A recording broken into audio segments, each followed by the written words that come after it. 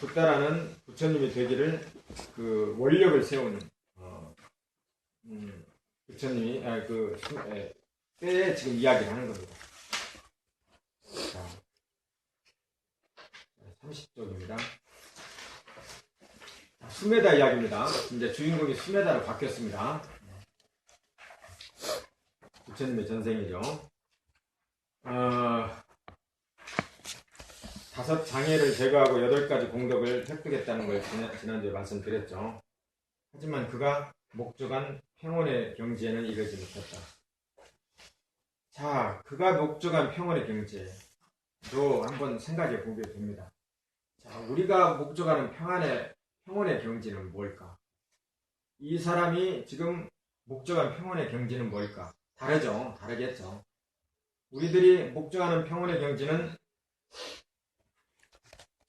우리 가족이나 나에게 정말 맛좋고 또 황제 같은 그런 먹거리의 음식에 또 부드러운 잠자리, 또 의식주, 또 거기에다가 약간의 주어지는 명예와 칭찬, 그러죠? 또 이익, 빚이 없는 것, 또 재물이 많은 것, 이런 것들이죠. 근데 이 수메다가 목적한 것은 전혀 다른 거죠.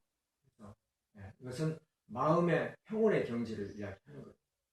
우리는 감각기관이 눈, 귀, 코, 혀, 몸이죠. 이 5가지 감각기관을 가지고 세상을 상대를 합니다. 그렇죠?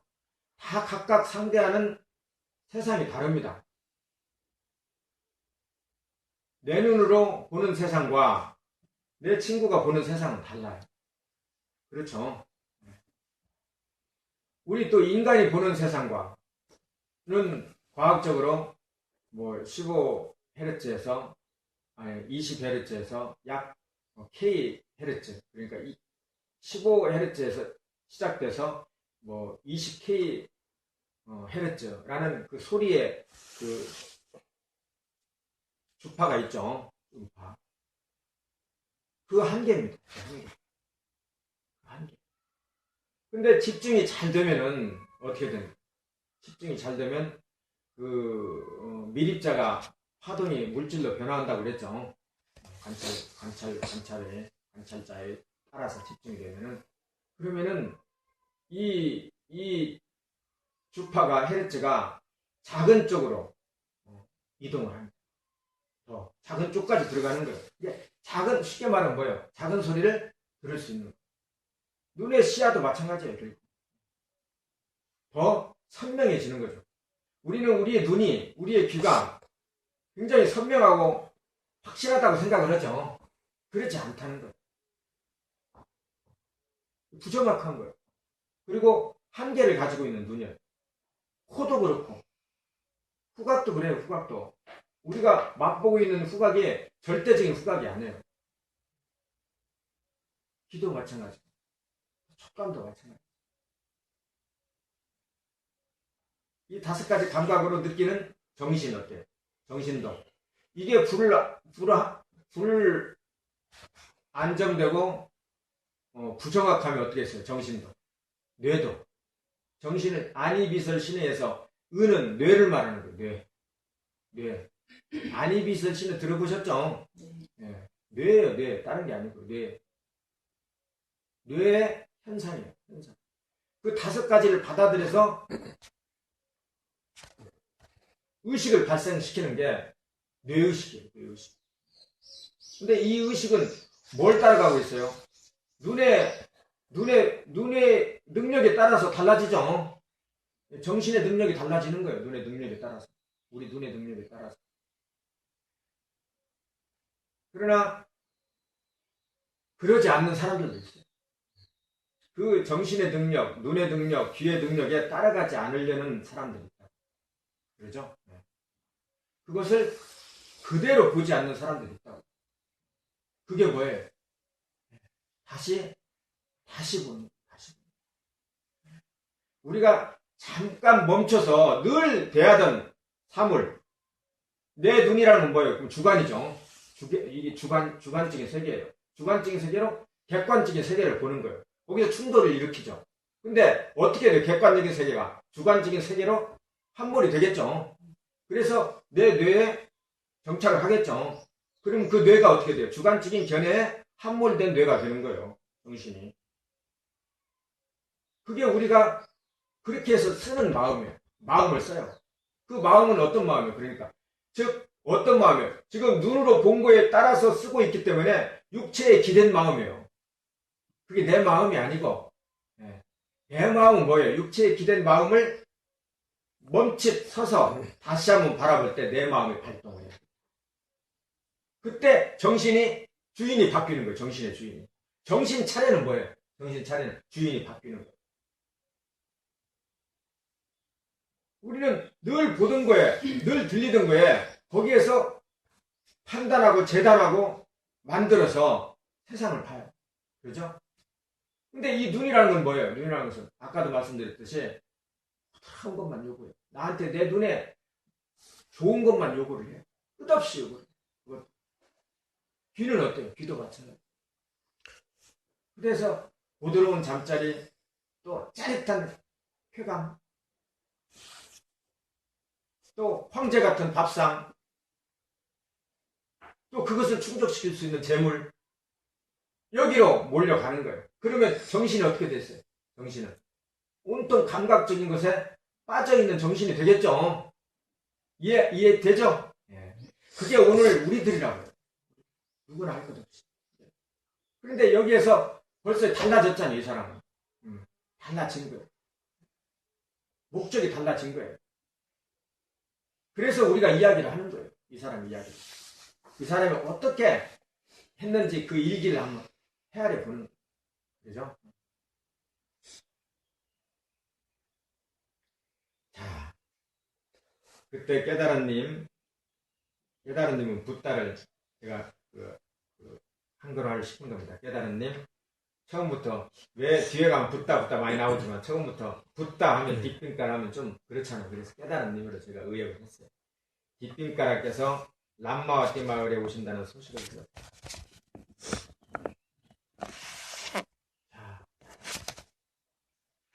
이 뒷빈가라는 부처님은 그러니까 겁에 이 겁마다 한 번씩 오시는 다 이름이 달라요. 다르게 오는 거예요. 다르게 와서 그때마다 세상의 조건과 원인에 따라서 다른 해법을 가르쳐 주고 또 열반에 들고 한대요. 그것을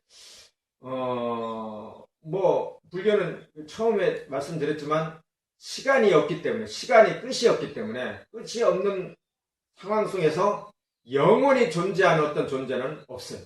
불교는. 부처님조차 어때요? 움직이는. 그렇죠? 그래서 생멸이 존재하는 거예요. 생멸이.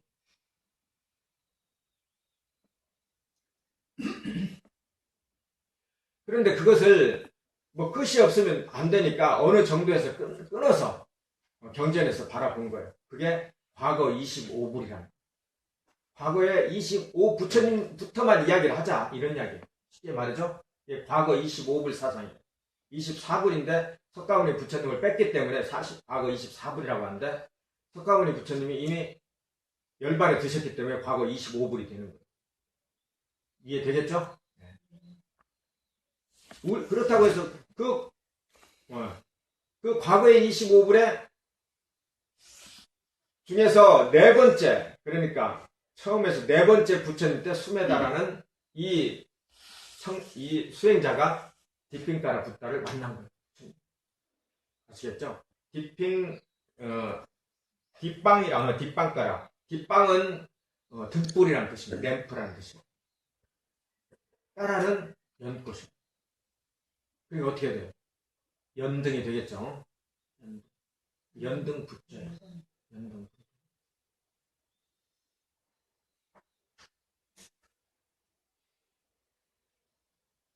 이 당시는 지금 여기에 있는 책은 제가 일부러 지은 게 아니에요. 그렇죠?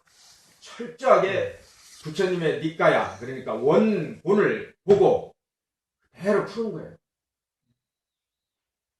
그래서 그 당시는 어떤 세상이었어요? 신들의 세상이죠.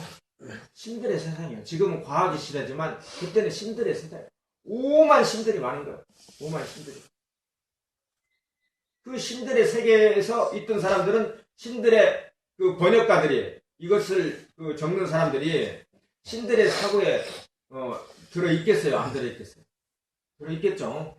신들의 과학적인 사고, 지금 같은 과학적인 사고를 바탕으로 합리적으로 개론적으로 풀어가지만 그때는 신이라는 무소불위한 신, 오만 신들을 상대로 해서 그게 젖어 있는 습성을 가지고 어때요? 이 경전을 결집을 한 거예요. 그리고 부처님도 그 신들의 완전히 빠져 있는 사람들을 위해서 어때요? 신들이 있다는 것을 전제로 해서 이야기를 풀어간 거예요. 그러다 보니까 어때요? 신화적인 수법이나 비상식적인 이야기들이 많이 나오게 되어 있어요. 그러죠? 그리고 이것을 더 해부해 보면은 우리로 인지하지 못하는 세계, 그런 신통, 신묘한 일들이 있는 거예요.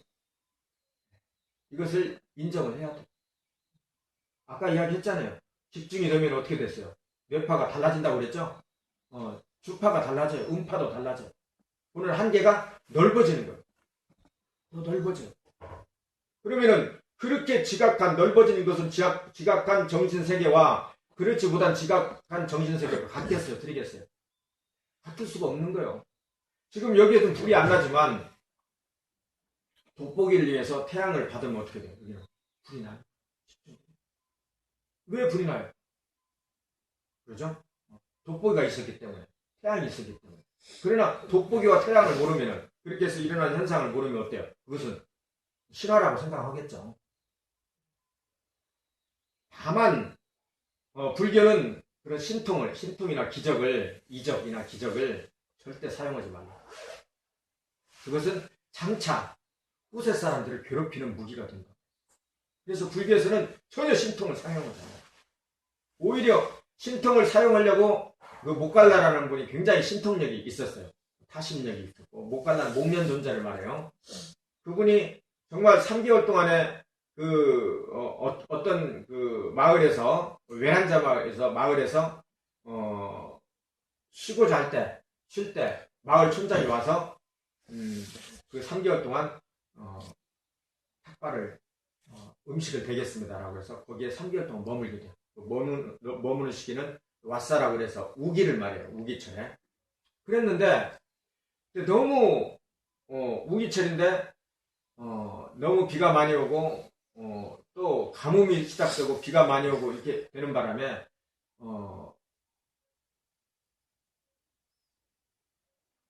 사람들에게 자기네들 먹을 양식도 부족했어요. 그래서, 부처님께, 그 제자들께 드릴 식량이 부족해서 아침에 한번 탁발을 나가면 다들 문을 걸어 잠그고 외면을 했어요. 그래가지고 먹을 게 없는 거예요. 그때 이 목갈라나 스님이 부처님께 이야기를 하죠. 제가 어디까지 가서 곡식을 좀 구해오겠습니다. 어디는 그게 엄청나게 먼데 아니냐. 지금 이렇게 홍수가 돼서 강이 건너면서 가지 못하는데 어떻게 할 것이냐. 제가 신통을 써서 하겠습니다. 그렇지 않으면 죽습니다. 우리가. 그러지 않다. 죽더라도 좋다. 절대 신통을 써서. 너는 신통을 써서 기적을 일으켜서 그 거리를 가서 또 아직 와서 우리가 배불리 먹고 어느 정도 그 곤경을 겪었다고 치자. 그러나 이것을 받아들이는 제가자들은 어떻게 생각하나? 제가자들이 어떻게 해야 되겠다. 만약 제가들도 그런 경우가 되면은 제가의 삶을 버리고 신통을 부리기 위해서 출가를 하라고 가르칠 셈이냐. 그러죠? 그들한테 어떻게 자기네들 하는 대로 설법을 해야 될 거 아니야. 설교를. 그 사람들은 어떻게 하라. 그 사람들은 그러한 신통 수가 없는데 그런 사람들이 어떻게 하라는 거냐. 그게 첫 번째 이유. 기적을 사용하지 않는 첫 번째 이유. 그러죠? 두 번째 이유는 뭐예요? 후세 사람들이 본이 안 된다는 거예요. 더 사행심만 조장시키고. 그러죠? 제대로 된 사고방식, 인과응보, 과학적인 데이터에 의해서 살려보지 않고 사행시키는 행운, 기적, 구원, 좀 더 특별한 것, 이것을 원하는 사람들이 많아지면 어때요? 인간의 마음은 이것을 어떻게 돼요? 파괴된다. 이 두 가지 원인 때문에 기적을 행사하지 않으라고. 그 기적의 시대에 누가 조금만 더 기적을 한다, 뭘 잘한다 싶으면 어때요? 모든 사람들이 그리 몰렸어요. 근데 붓다는 한 번도 기적을 행사하지 않았어요. 그것 때문에 떠난 사람들이 엄청나게 많아요. 부처님은 말을 잘했어요. 잘하고 정말 목소리도 멋있고 또 멋있는 몸매 말을 잘했는데 와가지고 왜 다른 사람이 가르치는 신통을 가르치지 않느냐. 그래서 떠난 사람들이 많아요. 여기에도 수없이 나와요. 그렇죠? 불교가 정말 제대로 된 불교가 다른 점이 이거예요. 그러죠? 근데 오늘날 불교는 어떻게 됐어요? 다 신통을 가르치죠. 그러죠? 기적을 행사하는 부처님, 신통을 보여주는 축원문, 주기도문, 기도문. 그렇죠? 다 거기에 몰입되어 있어요.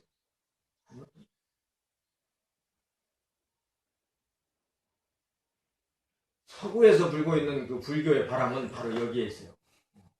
기적을 행사하지 않는 가르침.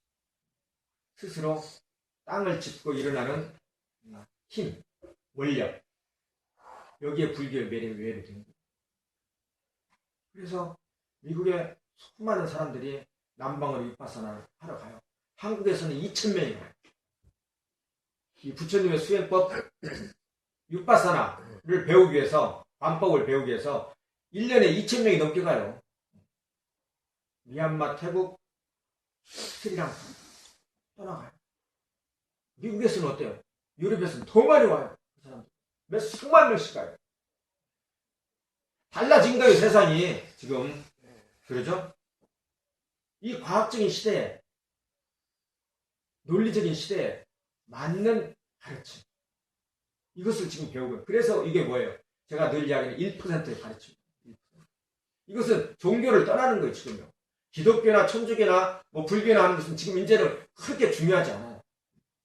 어떤 신이 있어서 내가 더 스트롱하고 우주를 나눠서 이런 것은 원시적인 사고방법이에요, 이제는. 그런 건 없어요. 그렇게.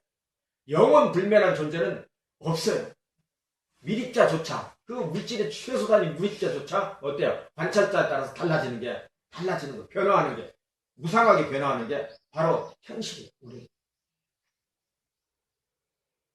단 손톱 위에 흙을 올려놓고 단 요만큼도, 그러죠? 요만큼도 이 흙만큼도 이 세상에 영원히 변치 않는 것이 존재한다면 그대들은 내가 가르치는 교법에 의해서 마음의 평온을 얻을 수가 없어요. 신을 믿어. 그러나 단 요만큼도 신이건 뭐건 아주 작은 극미립작은 신이건 거대한 우주건 단 요만큼도 영원히 변치 않고 불변하는 것은 없다. 이게 진리라는. 그게 뭐예요? 무상이죠. 그게 무상이니까 뭐 어떻게 돼요? 세상이 무상한 거니까 나도 어때요? 나도 변하는 거예요. 나도 한 마음이 아니에요. 1분 전의 마음과 내 마음은 다른 마음이에요. 전혀. 그렇죠? 동일하게 A라는 것을 타고 가겠지만 할 수 없이 팔자가 A로 태어났기 때문에 평생을 A 다시로 태어나지만 이건 A는 아닌 거예요.